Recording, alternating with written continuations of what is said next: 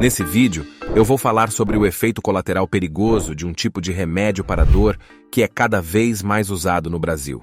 São remédios que mataram cerca de 68 mil pessoas em 2020 nos Estados Unidos e que podem viciar. Será que você conhece alguém que toma?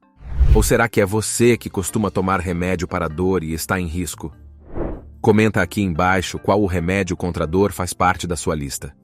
Antes da gente começar o vídeo, felizmente já existem muitas opções de remédios contra a dor, mas nem sempre foi assim.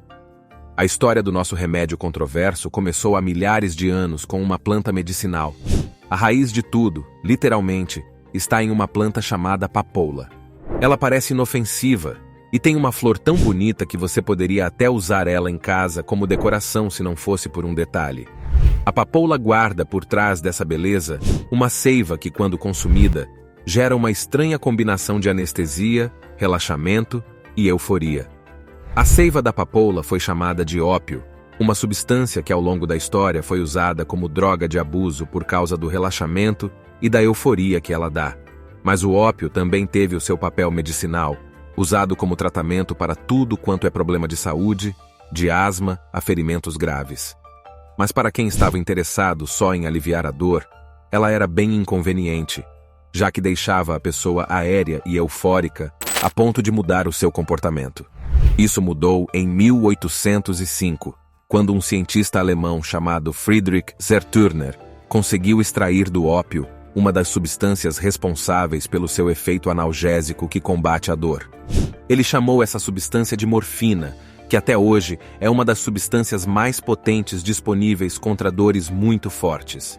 Com o passar do tempo, os cientistas descobriram outros analgésicos naturais, como a codeína, que também está presente no ópio, mas que causa um efeito mais leve que o da morfina.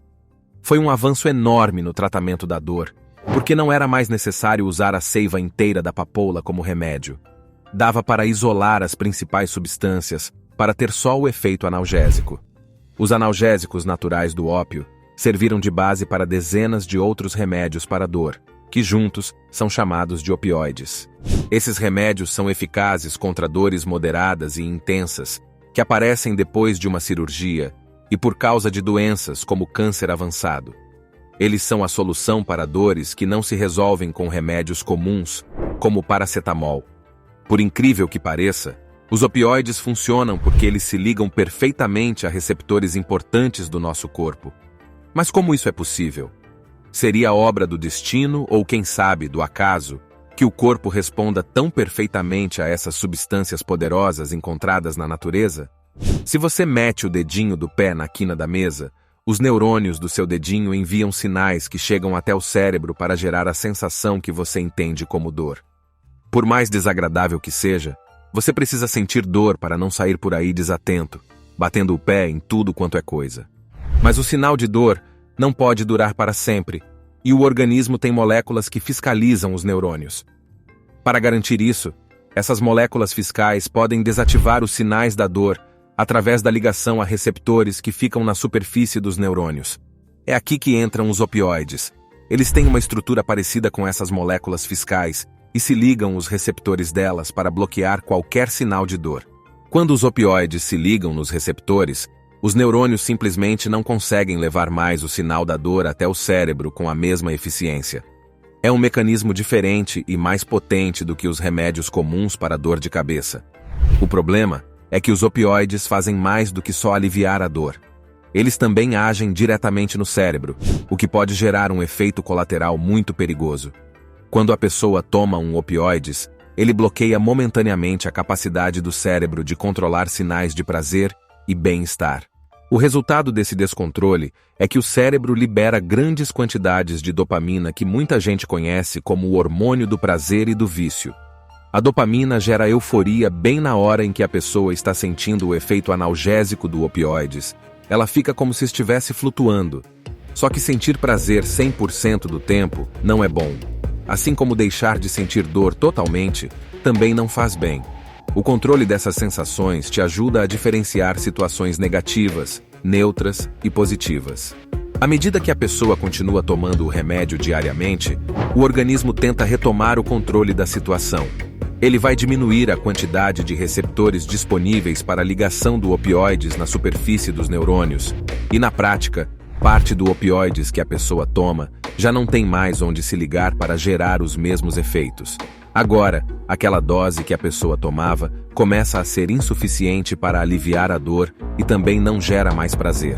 A pessoa precisa de doses cada vez mais altas para ter o mesmo efeito de antes. Nesse ponto, parar de tomar o remédio gera um mal-estar intenso, porque o organismo se adaptou para trabalhar com o remédio. Ali é a chamada dependência física. É como se o corpo precisasse do remédio para funcionar. A pessoa tem agora 2 motivos para aumentar a dose de opioides. Ela quer acabar com os sintomas de dependência e aliviar a dor mais devagar. A dependência física altera regiões do cérebro ligadas ao controle de impulsos, gerando a dependência química que, aí sim, chamamos de vício. Se a pessoa tiver acesso ao remédio, ela começa a exagerar na dose, sem pensar nas consequências. A pessoa não decide tomar mais remédio porque ela é responsável, ela simplesmente não consegue evitar. E o pior é que nem todo mundo sabe desse risco que remédios assim e outros comuns podem causar. No final eu vou falar mais deles, então já deixe o seu like aqui para esse vídeo chegar mais longe e alertar o máximo de pessoas possível, porque o abuso de opioides é um problema sério. O vício em opioides levou cerca de 68 mil norte-americanos à morte em 2020. E eu falo deles porque é onde tem os estudos mais robustos. A pessoa começa a tomar por conta de uma fratura grave, uma enxaqueca ou pela dor insuportável de uma pedra no rim. E aí, quando o tratamento termina, a pessoa continua tomando o remédio por conta própria e vai aumentando a dose, não mais para tratar a dor, mas em busca de relaxamento e prazer. Pessoas que fazem tratamento para dor crônica ou durante muito tempo, como no caso de um câncer, também têm que tomar cuidado com isso. Doses muito altas de opioides ou durante muito tempo afetam várias funções do organismo. Já no caso de pessoas que abusam de doses muito altas de forma pontual, isso também é um problema. O opioide se torna um verdadeiro veneno e causa a famosa overdose, que leva a problemas como convulsões e coma. Se a pessoa não for atendida a tempo, o caso evolui para uma parada cardiorrespiratória e até morte. Hoje, o principal culpado nos Estados Unidos é um opioide chamado fentanil. Esse é o nome do princípio ativo, mas os medicamentos podem chamar duro a Jesse ou Nash, ou até outro nome. O nível é até 100 vezes mais potente que a morfina, e geralmente é indicada para pessoas com câncer ou pessoas que sofrem de dores incapacitantes. Só que ele conquistou o mercado ilegal, pessoas já dependentes de opioides e até quem nunca teve indicação médica para tomar o opioides consegue comprar sem receita. E no Brasil, o pessoal corre o risco de seguir pelo mesmo caminho. E os especialistas não sabem ao certo por que os principais opioides vendidos no Brasil são os derivados da codeína, fentanil e a oxicodona. Você já tomou algum desses? Me conta embaixo. Isso para prescrições, que é quando a pessoa toma um remédio com recomendação médica. Um estudo da Fiocruz mostrou que em 2015, 3% da população já tinha tomado opioides sem recomendação médica. Número 3 vezes maior que o de pessoas que declararam o uso de crack é 10 vezes maior que os que declararam o uso de cocaína. Esse é mais um sinal de alerta. Nos Estados Unidos, depois do aumento das vendas de opioides, teve um aumento também no uso ilegal deles, quando os órgãos reguladores decidiram tomar providências. Já tinha muita gente viciada e morrendo de overdose. Será que vamos ter uma epidemia de abuso de opioides também aqui no Brasil? Eu espero que não. A verdade é que o acesso a opioides no Brasil é mais difícil do que nos Estados Unidos. Nos 2 países, esses remédios só são vendidos na farmácia mediante prescrição médica. Mas no Brasil nós temos uma regulação rigorosa para evitar abusos e diminuir o risco de vício. Os nossos médicos são historicamente mais cautelosos e seguem uma escala recomendada pela OMS e pelo Ministério da Saúde, onde cada tipo de remédio é indicado para diferentes níveis de dor, para dores de intensidade baixa. Nós temos remédios muito eficazes, como paracetamol e dipirona, que você pode comprar sem receita. E só para dor moderada intensa, se não tiver outro remédio adequado que os opioides são usados. Os opioides são essenciais para melhorar a qualidade de vida de quem sofre com as dores intensas ou constantes de um herpes zoster ou de um problema na coluna.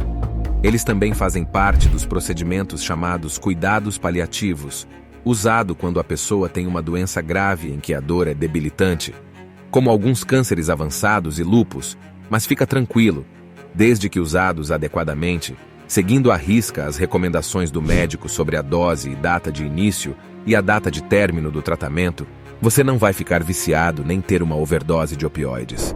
Para tudo na vida é necessário ponderação, e a única coisa que diferencia o antídoto do veneno é a quantidade. Compartilhem o vídeo para ajudar outras pessoas. Por esse vídeo é só isso. Um grande abraço e até o próximo.